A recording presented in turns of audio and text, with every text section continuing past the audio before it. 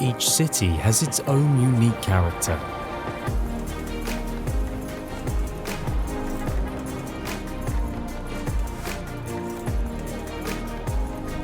Just as unique as the people who create it every single day.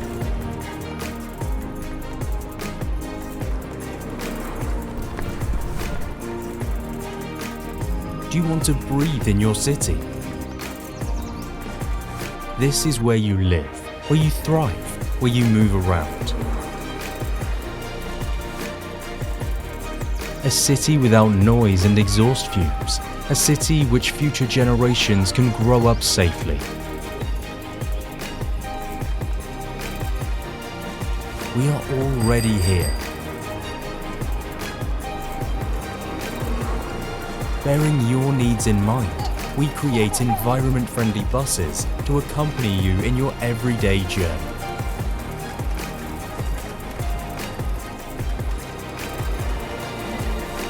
Together, we create the city's rhythm.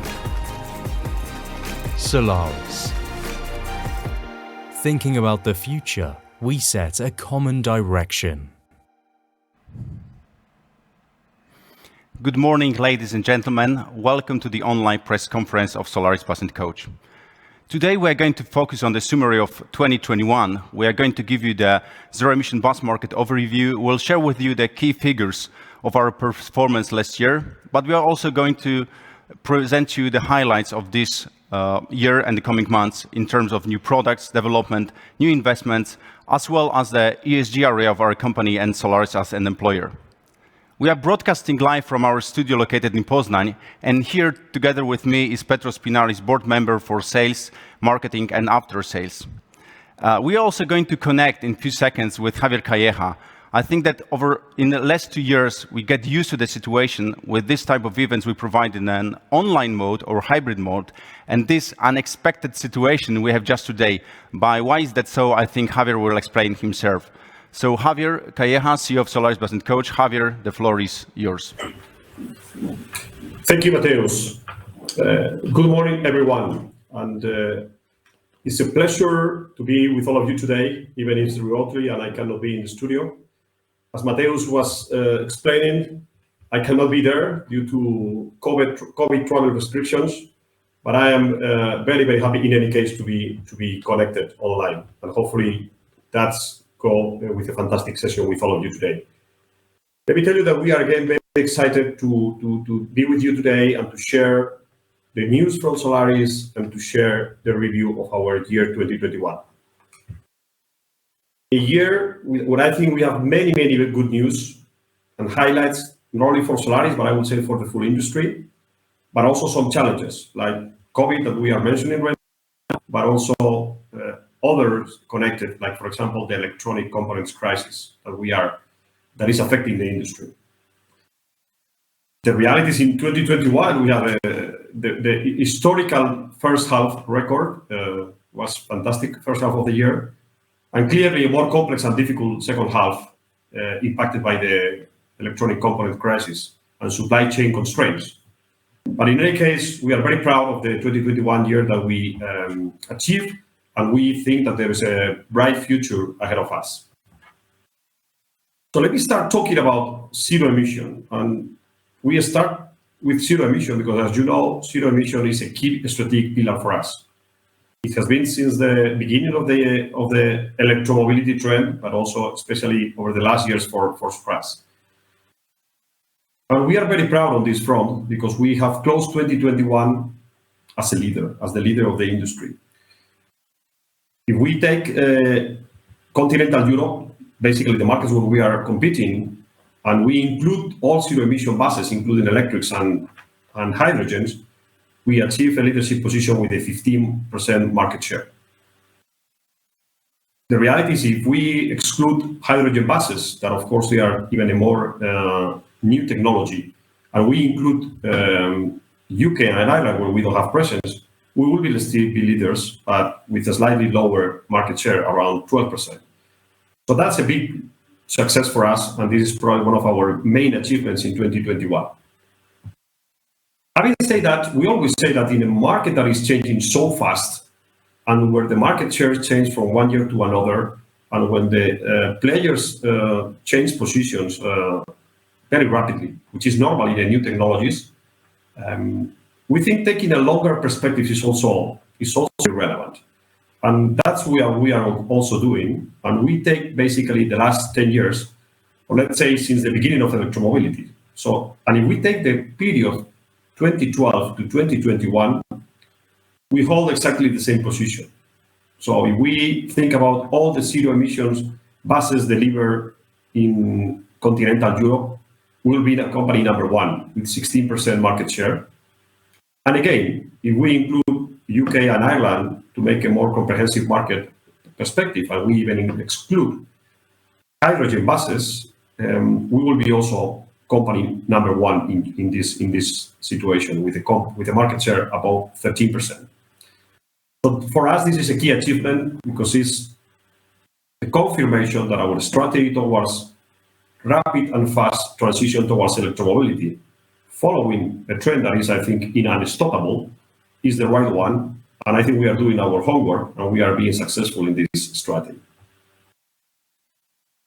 We achieved that with around 40% of our buses being EHT. We have been sustaining that levels for the last since 2019. Let me tell you that we expect a big jump also in this percentage in 2022, because we have a bright future for us in this year. We have a very strong pipeline. We have very strong confirmation from our customers, and this percentage will go up significantly in 2022, which I think is basically what we were planning, and this is the progressive transition of the company from a company that was, as many others, basically just conventional, to a company that is doing this transition probably faster than others, to reach a point where basically the percentage of electromobility will be much higher than conventional technologies. Let me tell you that we are very, very positive about the market and the prospects that we see. The market has been growing significantly over the last years.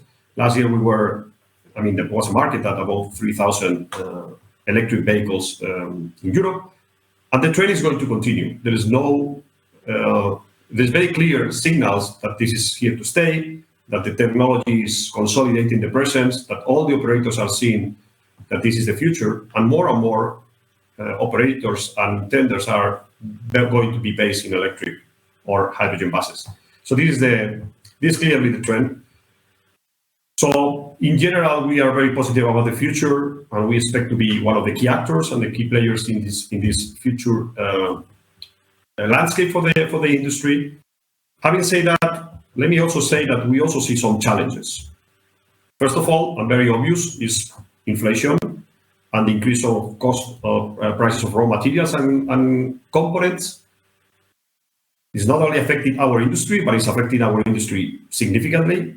So that's the reality that we need to navigate. And again, I think as an industry, as a company, we will need to manage this difficult cycle, because this is taking longer than what many people expected at the beginning, when it's only considered as a small peak, but it's not a small peak. I think it's structural and it's really affecting the whole industry.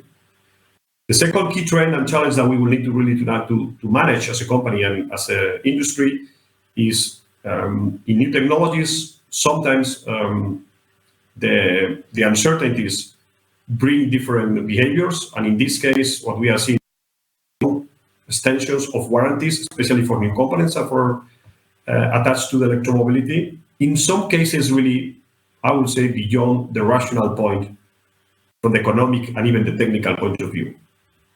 This is something that is happening, and I think we will need to manage again as an industry and as a company. And today we are also navigating the lack of electronic components and the problems with supply chain, which depending on external events, of course, will end earlier or later. Many industry analysts were expecting to stop and to go to a better situation the mid of this year. But with the current environment, it's unclear if it's going to be with us only until mid this year or it's going to be for the full 2022 with us.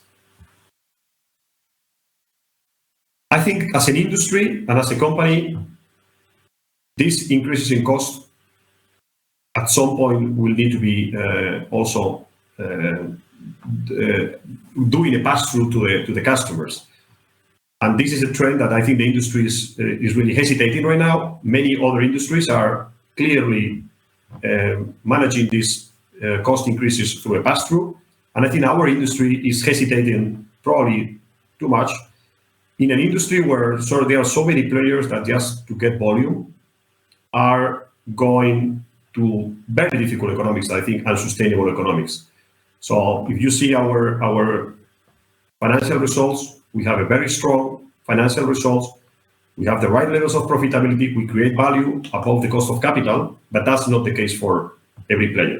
And I think that's a concern because as an industry, if we want to really to be successful in this transition, we need to do it with the right economics for everyone. For sure, for component manufacturers, for OEMs, and for operators, of course. So that's one of the challenges. But even with these challenges, again, we are very, very positive. We think there is growth ahead of us. We think this is a market that is really going to serve the needs of passengers, of operators. We are going to a better industry, and we are going to an industry that hopefully has the right economics for all the parties in the value chain. Thank you. Thank you, Javier, very much for your part of the presentation. You're going to stay with us online for the Q&A session at the end of our today's presentation. And now I will give the floor to Pedro Spinaris, who will share with you the key figures of 2021 and the current development of our product portfolio. Thank you, Mateus. Hello, good morning also from my side. I hope you're enjoying until now the presentations, and allow me to go to the key figures of our presentation and our business for 2021. So, as you can see, the sales of vehicles are, regardless of the problems that we are facing as an industry, automotive industry that is, we are keeping stable figures. So in 2021, we finished the year with almost 1,500 units, 60 units shy from 2020.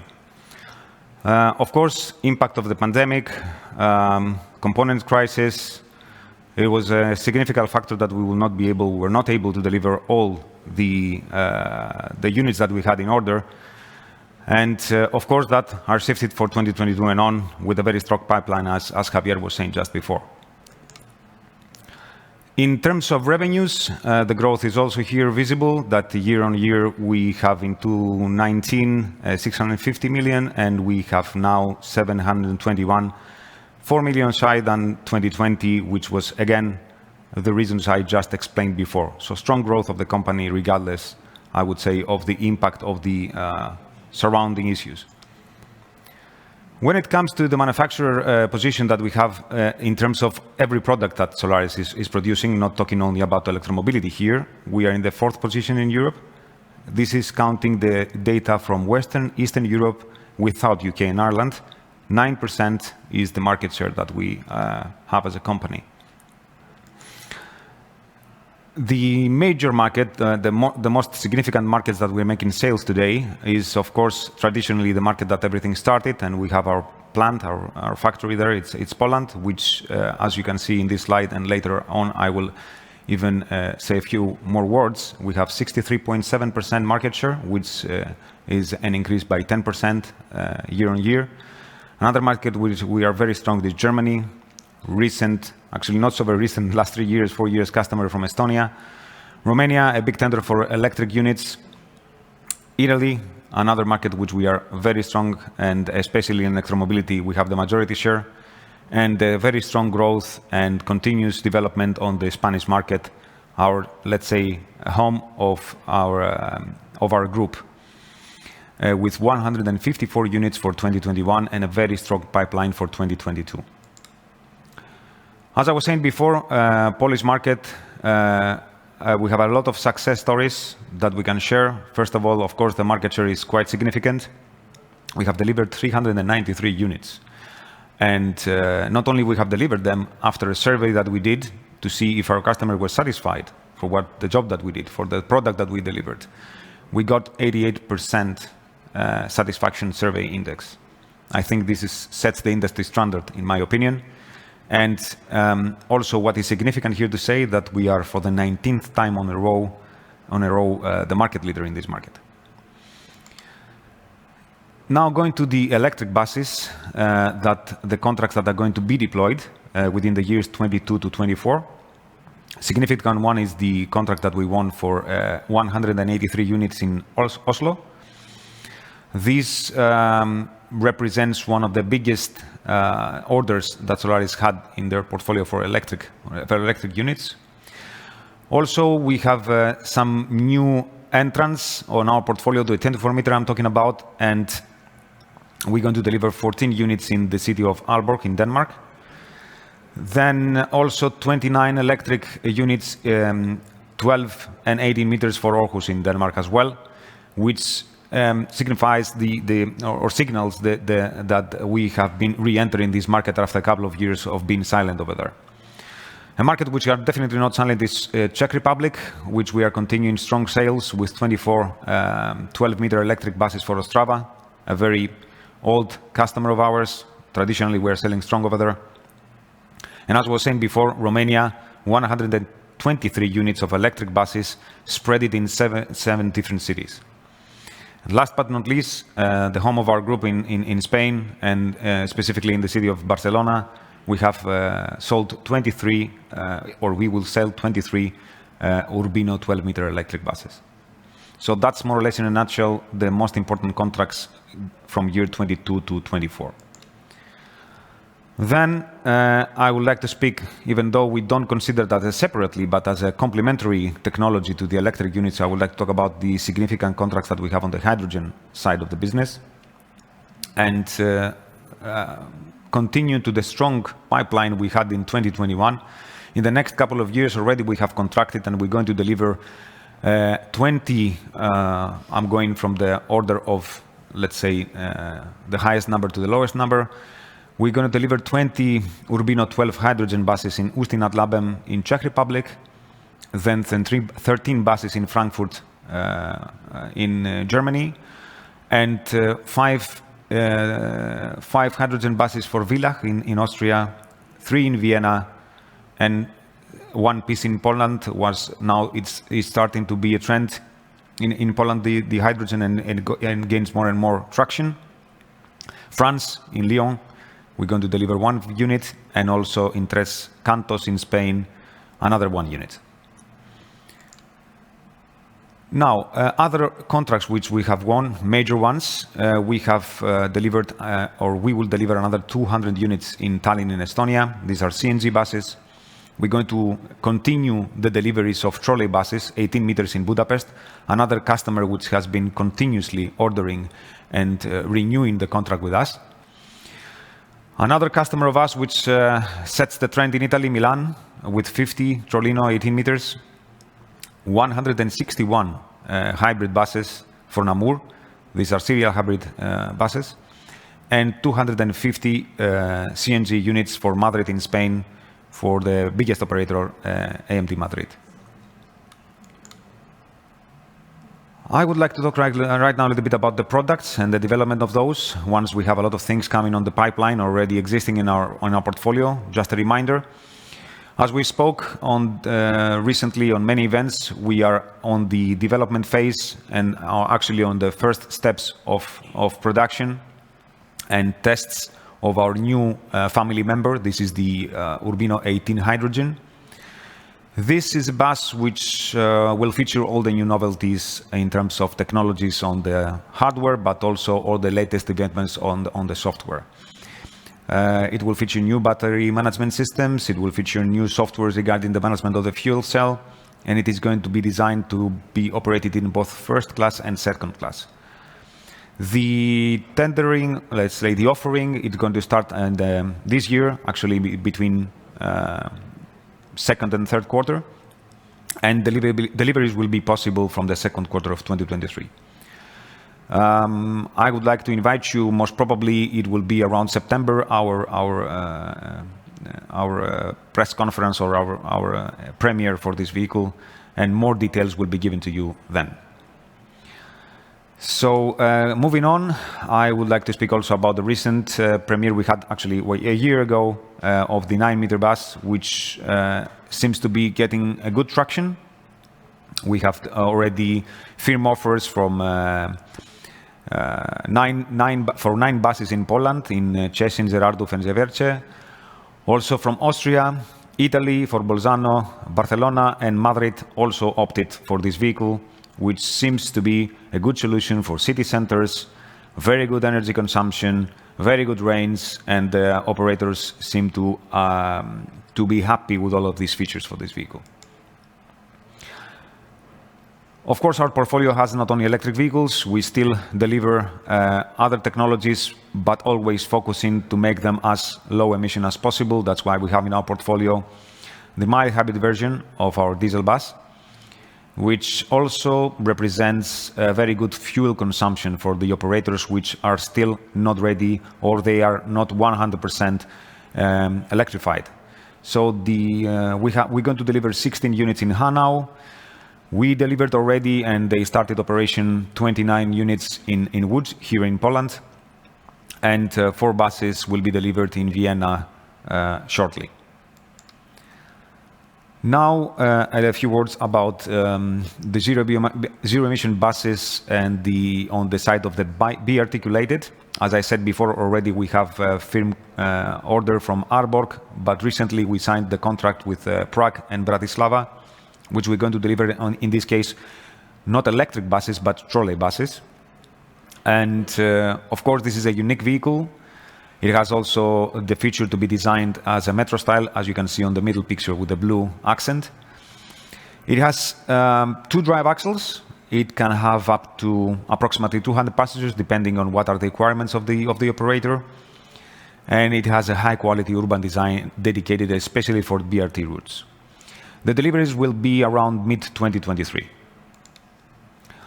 Now, also another product in our portfolio which has been largely appreciated in Poland and not only, it's the school buses, which it's a typical city bus, but what is very different is that it features elements that can support the transport of small kids. Example given the seat belts and the signaling, which is informing other drivers that the kids are going on and off or the vehicle and whatnot. So we have a few cities which already have opted for this option, and I encourage everybody to look at this offer. It is quite a good option for transportation, everyday transportation of schools. A few words also about our batteries development. I would say that we divide our batteries in two segments, if I might say. So we have the high power and the high energy. The high power represents the higher density of these batteries, which is a perfect solution for quick charging. And the charging power can be up to 540 kilowatts. Now, on the other hand, we have the Solaris high energy, which is a high energy density, and the solution provides a large range on one charge. So typically overnight charging, you take the bus and you go. Batteries are have nominal energy over 600 kilowatt hours. Now, apart from the products we have also to deliver, we must also support these products with the after sales and the spare parts to keep them always in a tip-top quality. So I'm going to speak a little bit about our operations in spare parts. Then the sum up for 2021 in regards of a little bit of the logistic operation. We have delivered more than 51,000 packages. That represents 17,000 different types of parts purchased, and over 1,700 tons of goods packed and sent.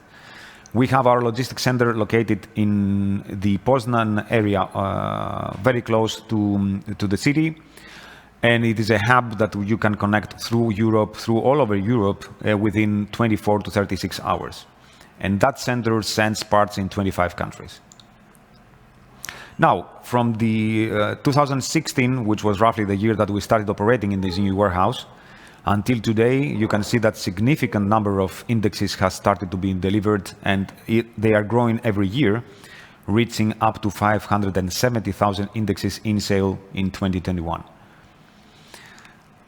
So apart from all of these logistic numbers, we also felt that it is very, very important to show and give to our customers an alternative solution or a manufacturer-approved solution, a Solaris mini manufacturer solution, on a variety of products to make sure that that you're not only keeping the vehicles in a perfect shape in warranty, but also not having to spend a lot of money to do so.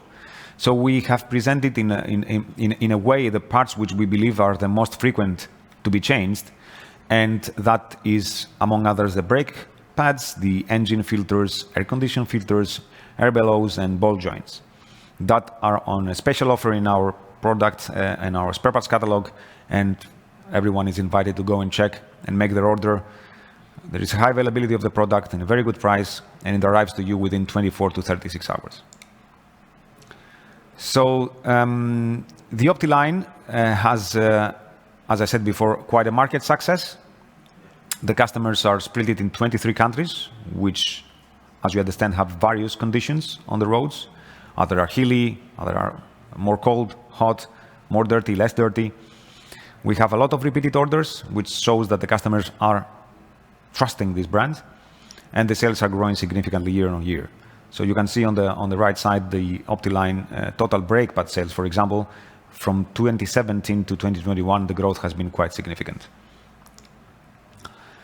Now, as I always say, in Solaris, we strive not only to be zero emission on the tailpipe, if I may say so. On electric vehicles don't have a tailpipe, but this is how they say these days. We also want to be zero emission when it comes to supporting our vehicles and generally how we operate as a company.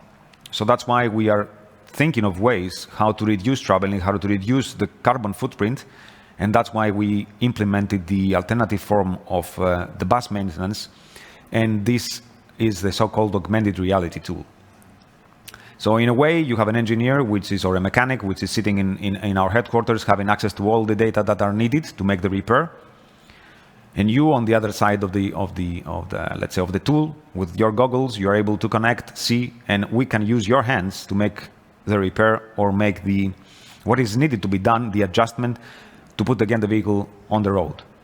And that also doesn't reduce the footprint. It makes the repair much faster and easier without having to have in place all the documentation and having direct all the knowledge from the people who designed and developed the vehicle. But augmented reality doesn't stop only there. You can also use it, or we are also using it, when it comes to deliveries of the vehicles. The first vehicle is always a vehicle that the customers are very sensitive about. They want to check if everything was according to their order, if everything is in place. So we can connect remotely. We can be on the vehicle. You can be on your office, checking your documentation, and you can see firsthand what exactly we have produced for you. And then, of course, later on, you can go and visit, feel, touch the vehicle, but the initial details can be done through the augmented reality tool. A few words now about the company. And I would like to stress out the investments that Solaris is doing, because yes, we deliver vehicles, yeah, we deliver a good product, but doesn't mean we cannot get better or faster or more efficient. So these investments, there are a few impressions here, some pictures that you can see. We invested in the new warehouse, which is going to be able to give us the opportunity to be more efficient during production. So we can go and push this material to production much faster than we used to. We have, excuse me, this investment is in Bolechowo, in the headquarters where the production plant is, the final assembly actually. The charging park, which gives us the possibility to charge all the vehicles be 100% before we deliver them to the customer. So that represents a faster delivery to the customers as well. And also there's going to be next to the big warehouse, a lightweight warehouse, which is going to transfer the most important or actually the things that are needed immediately to the production line. Also on our second or our first in the line production site in Stroda, we have the new healing area, turners, which we can weld in a way not only hanging or being below the vehicle, but always in a standing position. and some robots which are helping also for the welding to be in the optimum level. And on the development of the high-cost emission-free technologies, we have almost 200 engineers in the technical office, and over 240 million we are spending for research and development of our products. So, with all this in line, I will just finish here, and I will leave the floor now to Mateusz to speak to you about our ESG program. Thank you. Thank you very much, Petro, for your part of the presentation. Before I will start to share with you information about environmental, social, and governance aspects of our company, let me comment one of the investment presented on the previous slide by Petro. I mean specifically charging park. This charging park is located at the exactly very same place where we used to have in our factory located fossil fuel tanking station. So this is literally showing the transition towards zero emission mobility and sustainable manufacture, not only of the product itself, but also in terms of the production processes. But going back to the environmental, social, and governance aspects of our company, I would say that Solaris is an organization very aware of its impact on the environment. We fully know that our business decisions impacting and not finishing at the entrance or exit from our production premises, but they're impacting a lot of aspects in the environment and surroundings, including our employees, suppliers, business partners, stakeholders, and the end users of our products. At Solaris, we are treating very seriously our commitment to contribute to the Sustainable Development Goals defined by the United Nations. Out of 17 goals defined by the United Nations, especially 4 out of them are very close to our business activity. I mean especially energy-saving solutions for manufacturing process. We train also our drivers on safe and optimal driving, thus improving life quality in the towns and the cities. We also invest a lot in the technical competences of the future generations. We train future engineers through the dual education programs, which I'll explain a bit more on the next slides. And last but not least, we promote the most environmental friendly solutions among our customers, increasing the share of the alternative drives in our sales year after year. We also do a lot of efforts, especially in the last few years, to create a real sustainable production and supply chain.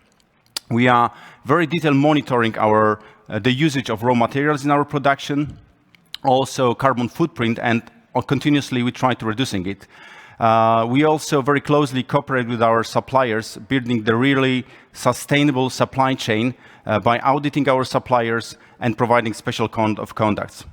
In the last months, we focus a lot on the life cycle assessment of our products, and very shortly, we are going to present and share with you more news about first environmental product declaration, which we achieved for our first products, and for sure we are going to continue this way. And last but not least, let me share with you 2 very specific examples of our sustainable development. 100% of the thermal energy used in our production facility in Bolechowo use system heat and comes from the renewable sources, and also 100% of electricity used for our production processes comes from the renewable resources. But the ESG area also covers another aspects of our organization, like educational projects dedicated for the kids of age 7 to 9 years old. This is a brand new project started this year. It's called City Mission. It's about the promoting sustainable cities of the future. But since over dozens years, we are providing dual education projects and systems. One is dedicated for the students of University of Technology in Poznań. It's so-called dual studies, where the students of the university they can combine their learning and the studying projects with the practicing, with the practical working for our company in engineering office. Also, we are providing so-called patronage classes for the future mechanics, mechatronics, who can combine studying at the high school with working for our company. And last but not least, Solaris is also providing a lot of charity and supporting activities for the local community by the Green Dachshund Foundation, recently focusing mostly on helping our Ukrainian employees and their families in these challenging times. All of these facts and figures about the ESG activity of Solaris, you can find out in our sustainable report. It's fully available online at our website in the ESG section. The newest the newest report is going to be available shortly by the end of the second quarter of this year. And the last year report has been awarded as the best debut in the very prestigious Sustainable Reports competition. Hopefully, we are going to continue this way also this year. But to mention other awards and distinctions which we have received in the last 12 months, summarized during this conference, I would like to highlight few, like Sustainable Bus Award in the urban category for our 50-meter low-entry electric bus. Also, the same product has been awarded by the trade magazine Bus Planner in Germany in the electric bus category. And the last but not least, our Solaris Urbino 12 hydrogen bus has been awarded as the best product of the exhibition Expo in Poland. And talking about the exhibitions, I would like to kindly invite you already today to join us at the following exhibitions, which you can see on this slide. So the first one, which we scheduled for this year, is planned in June in Paris. It's called European Mobility Expo. Then we have a chance to meet with you during the e-mobility conference combined with the exhibition, which is called Elecbu in Berlin between 12 and 13 of July. InnoTrans Berlin is going to be a place of the official premiere of our 18-meter hydrogen bus, which was presented by Petro. And in October, we are going to be present in 4 exhibitions in Kielce in Poland, Next Mobility exhibition in Milano, FIA in Madrid, and Person Traffic in Stockholm. So we are really more than happy to host you during this exhibition in our stand. And finally, after 2 years break, we'll have a chance to meet with you in the face-to-face mode, not online.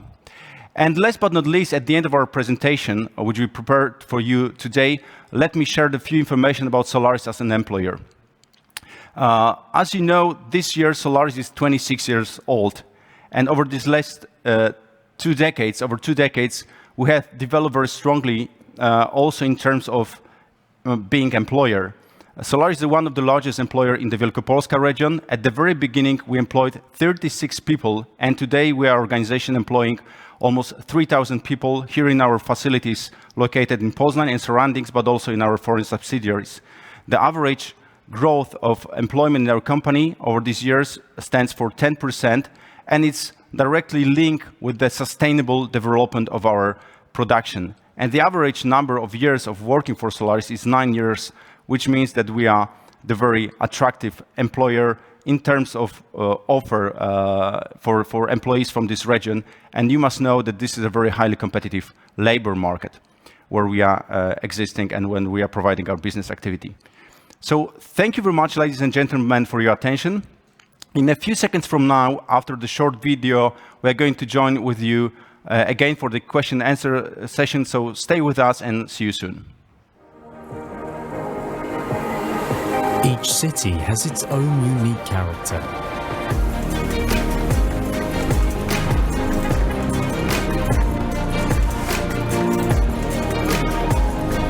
Just as unique as the people who create it every single day.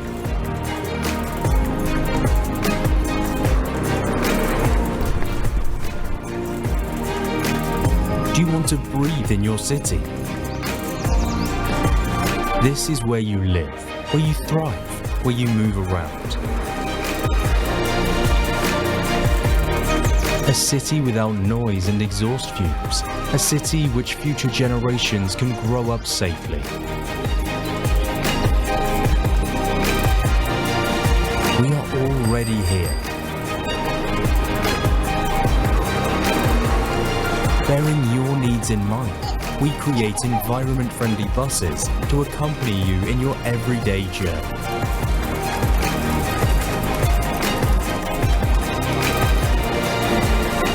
Together, we create the city's rhythm. Solaris. Thinking about the future, we set a common direction.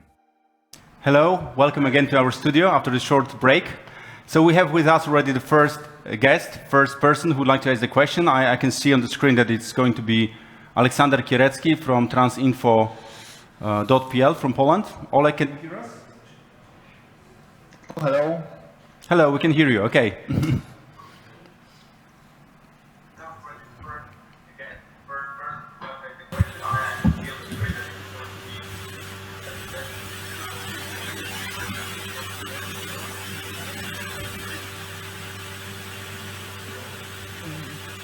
What's your question, Oleg? Can you hear us? Yeah. I'm sorry, but I have delay from the contact, some like 5 seconds break. So okay, I have the question about the Urbino model. We didn't see on the presentation in the city bus. So the question is still on offer, and what's your plan for this product? I will take this question. So, Oleg, the Urbino, of course, is still in our portfolio, but in the presentation we focused a little bit on the deliveries within the next couple of years, and unfortunately, I would say that Urbino is deliveries are finishing this year, and we don't have any frame contracts for 2023 and 2024. And you see on the presentation was also focused a little bit more on the contracts which have to do with zero emission. So yes, it is in the portfolio. Yes, are we working on development of this product in other technologies? We are thinking about it and we are developing things, but nothing to be announced firmly today. Oh, wow. Okay, any other question, Oleg, from your side? About the new product, about the hydrogen 18, the world premiere will be in this year. About the delivery, like we heard, it will be there. So the question is, I know it's maybe top secret, but which country from which country you get the more questions about? Yeah, this is not actually top secret. I mean, many countries have been interested, but the countries with the much more interest of all is Germany. They are investing heavily on the hydrogen technology, and in the same time, there is a lack of drivers in the market. So 18-meter makes complete sense because you can have with one driver more passengers to be driven around. So I would say yes, Germany is the market with the highest interest, but each and every one market was very eager to see that. And similar importance, and even I would say most probably earlier deliveries will be in Italy, because there is a big interest on our existing traditional and we are very proud to have as a customer Bolzano, which they are actually in a way push us to develop even faster the vehicle than September this year. Mm-hmm. I fully agree with Petr with what you are saying, that this interest comes from all of the countries across the Europe. But to this list, I would also add the Polish customers. Exactly. There is a huge interest from the Polish operators for this 80-meter hydrogen technology. And I would say I will not disclose anything confidential if I would say that on the top of the so-called demo bus list, there are two demonstration buses. One of them is dedicated specifically for German market and the other for Polish one. However, it doesn't mean that they can be dedicated only for those operators. Exactly. They will be presented all over the Europe. Yeah.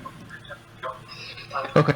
I'll continue the test topic. If you're playing some of B-articulated buses in Europe in this year, because I remember that the first test of articulated trolley bus was in the Bratislava.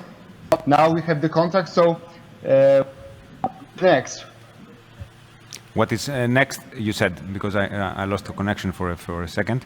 So you said what is next, where we can deliver next? Not maybe I think about the playing of this bus. Well, the plans for this vehicle is that it's going to be definitely much more on the electric side than on the trolley side, as it looks like. Of course, both are interesting, in both segments. But we see a high demand and a high level of questions from Scandinavian countries regarding this electric side. They want to dedicate as an electrified version of this vehicle, in the electrified version of this vehicle. So we see then, as I said before, Scandinavian countries and the existing Eastern Europe market, which already will have delivered. So these are the highest level of questions that are coming to us regarding the development and the future of this vehicle. So thank you very much, Oleg. And the last question. Yeah, okay, go ahead, please. Generation, this year it will be the historic moment of this generation Could you repeat the last sentence of your question, Oleg, please? Yeah, the question, third generation of Urbino, is this year, 2022, will be the historic close of this family, of this generation? The third generation of Urbino is only been in the production only for the frame contracts and only for the 8.9 meter vehicle, the old generation of the new Premier 9.3. So because of obligations through frame contracts, we are keeping it on the production. And yes, this year it's going to be the last year we are taking offers for orders for diesels, and the next year will be for the electrics, and then it is over. Okay, perfect. Congratulations for last year and good luck. Thank you very much, Oleg. Thank you, Oleg, for your questions. Bye-bye. And now we have another person waiting in our press room to ask the question. By the way, you can join us by using the link and protocols which we sent to you some days ago by email. Everything is broadcasted live, so as you can see, a lot of technical challenges we are facing here, but we manage. Okay, we have with us Thorsten Wagner from Germany. Hello. Hello, good morning. Good morning. Can you hear us well? Because we can see you, we can hear you. Yeah. I can hear you well, and I hope our wonderful German lines are working this yes. morning. We all know they're perfectly. not the best ones, but I'll do my very best. And first of all, congratulations. It's a great show, really great show that you are presented us. And one thing I wanted to mention, I think you didn't have time to do it, but to you all, your company, and all the Polish people, I've been to the Ukrainian border 2 or 3 weeks ago. We met there also, Mateusz. You're doing a great job. You're doing great solidarity everywhere on the motorways, in the hotels. It's really great to see that. And I think you as a company are dealing with this topic of this horrible war also very good. So first of all, congratulations, and my appreciation for that, what you and the Polish people are doing there. That's for this. And I also have 1 or 2 questions for you, of course. That's the main reason to be here. You were talking about challenges. I think it was Javier in the beginning. And you were mentioning the need for extended warranties, for example, from customers. That would even extend technical or rational points. Why are you not switching, like other manufacturers, to LFP batteries that are more robust and more, have a longer life? Wouldn't that be a measure to counter these needs for extended warranties of customers?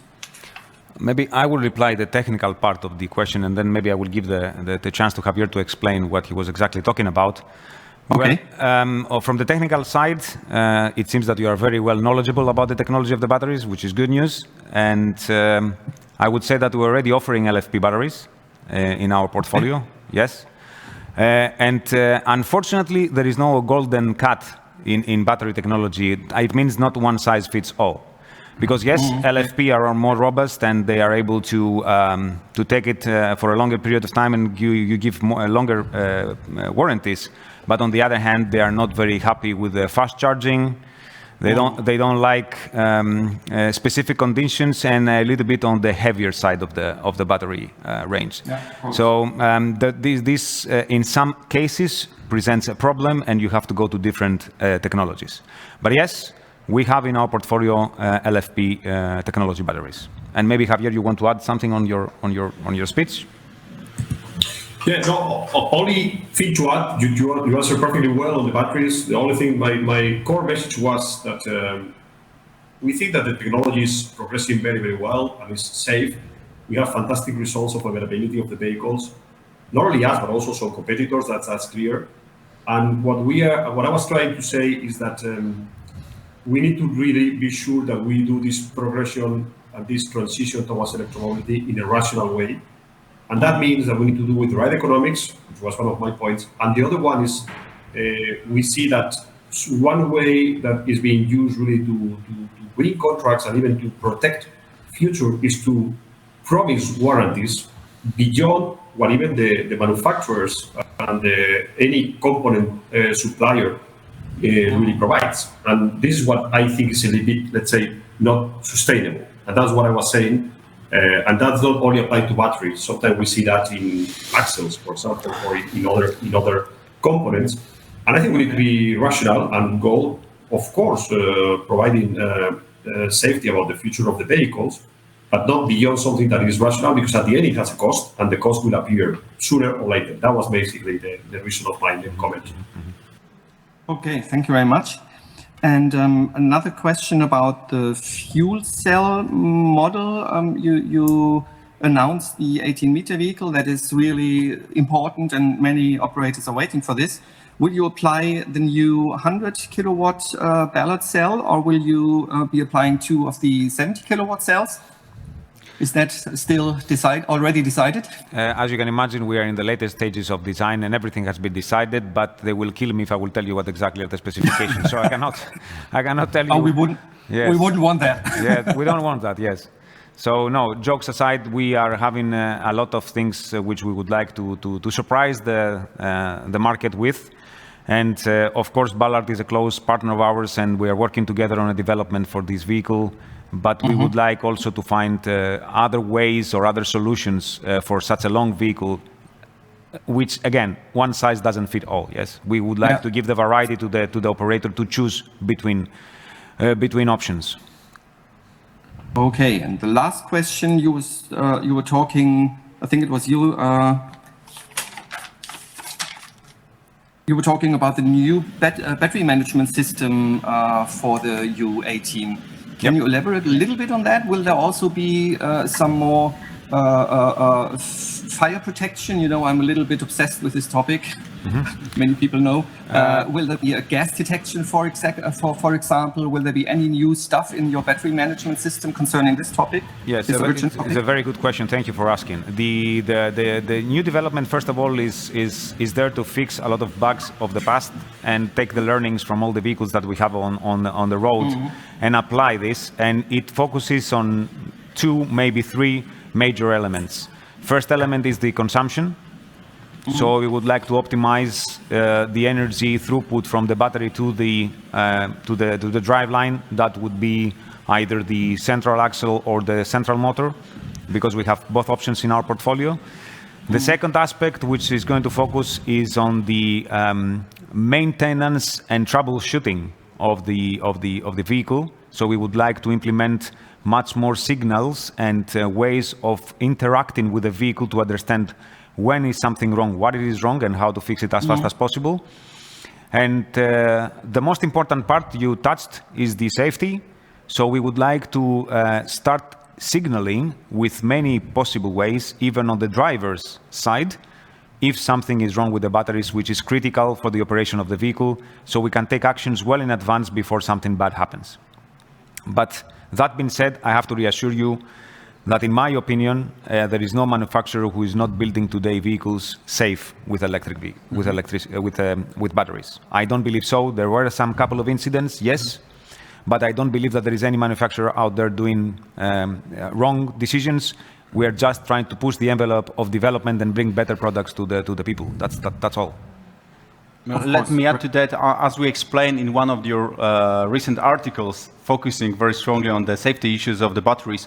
Already today, we are providing a lot of protection system, especially protection not only in terms of mechanical or technical and software side, but also to avoid any, let's say, human mistakes, which are very often the weakest part of the entire procedures. But all of our new battery development will also need to comply with the newest homologation regulations, which is currently 100.2, which is even more restrictive in terms of the thermal incident protection. Great, thank you very much, and have a great day and a good Q&A session. Thank you much, Thorsten. Thank you. Have a good day too. Okay, so we have a question from the chat, which you also can use as a channel of communication. The question is, how could rising oil and gas prices affect the types of buses that cities are buying? And this question comes from Mr. Krzysztof Śmietana from the Polish Daily, who would like to answer about this increasing prices of the gas and on the oil used by our end users of the vehicles. Maybe Javier, you want to take that? Okay, sure, I can take it. I mean, the reality is it could impact because, of course, the economics of new technologies could improve. But don't forget that at the same time, also the other sources of energy are also increasing. So I think directionally the transition towards electromobility goes beyond specific moments in time of really fuel cost. I think the structural change is linked to many other factors and not only that. But if anything could happen, it would be a certain acceleration versus conventional technologies. Yeah. Thank you very much. Any other questions? Okay, we have another question, which is directly from the chat. This question comes from Mr. Wojciech Karbas. He's asking about the strike of the worker unions we had some weeks ago in our factory. And the question is written in Polish, so I will try to translate it simultaneously.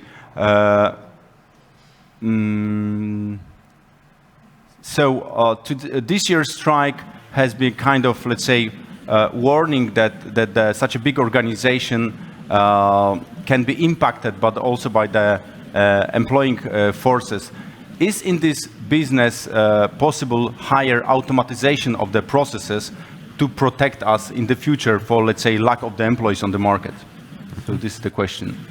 Maybe Javier, you can start and I can. Yeah, I can take it. Yeah, absolutely. So first of all, we are already using automatization where it's possible. So the reality is we want to have modern facilities and effective facilities, and we are investing on that on a continuous basis. And there are some tasks that were in the past manual and they can be automatized, and we are already in that path. Having said that, we still need high-skilled workers, and we will need them in the future. And I think that's something we of course takes that very seriously. Let me tell you that on the strike, I think there were many, let's say, incorrect, let's say, to say the polite way, informations around, and the reality is it was, I would say, a bad aspect for us, a bad period for us, but hopefully we have left that behind us, and we are looking to the future in a good way. It's true, you say something very important, that the problem is not only about really conditions, it's really about the ability to get and to have the right skills in the market, because more and more, even the market is growing very fast, providing new people with new skills. The demands are also very high, and that's why also we are working heavily internally to train our own people in the migration of skills, as I think Mateusz was explaining before, but also working with schools and universities in order to be able that we support the development of the right people with the right skills, which we will need in the future, not only us, but for sure us. Thank you very much, Javier. And one more question from the chat. Obviously, today the chat is the more preferred channel of communication instead of presenting that person asking question with the video. So we have a question from Benedikt Zalecha. I assume this person comes from the Czech Republic. And the question is as follows. What do you think is a better solution at this time, a trolley bus or electric battery bus? We had heard several issues, mostly ecological, with batteries. Why cities do not put focus on the trolley buses? I have noticed several cities getting rid of trolley buses recently and substituting them with battery buses. Is it worthy? Aren't trolley buses more efficient? So obviously we have a fan of trolley buses who is asking why battery buses are preferred over trolley buses. I will take this one. First of all, it's not one question and it is not only 1 minute to reply on that, but I will try to be brief. So again, it is not only one solution for everything. We believe in Solaris, technologies are complementary, and we are one of the few companies that we delivering trolley buses with the possibility to work also as electric. We have a very good example here in Poland, in the city of Gdańsk, which are operating, and we call them super trolleys, if I might say. Gdynia, sorry.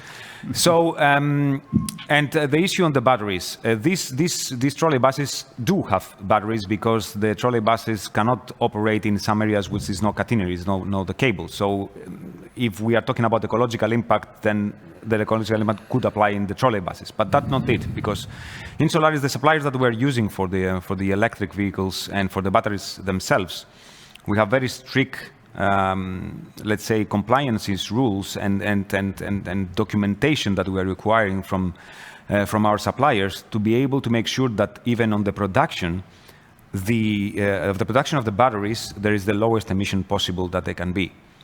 So, and moreover, these batteries, typically when you are having a device of small AAA or A batteries, you throw them in the dustbin. Most of the people are doing. These batteries will never end up in the dust or in the garbage, because we make sure that we take them back, we recycle them, and truth is that when you recycle a battery, actually it can be more purified than it was originally manufactured. So everything is in place to make sure that the impact in the environment is the smallest possible, if none at all.